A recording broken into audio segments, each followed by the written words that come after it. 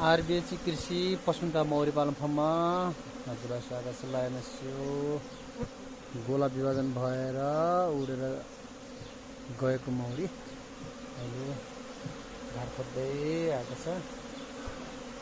रानी मौरीभित्र गइसकेको थियो।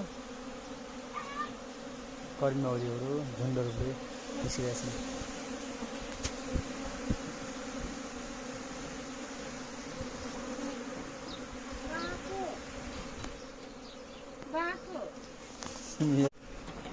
लोकल सेर्ना मौरी गुर्बगढ मेलकुना आरबिएची कृषि पसुन्ता मौरी पालन फर्ममा लयनस यो घुमन्ते मौरी आएको थियो। अहिले अटोमेटिक घार गोला विभाजन भएर घारमा बसेको छ।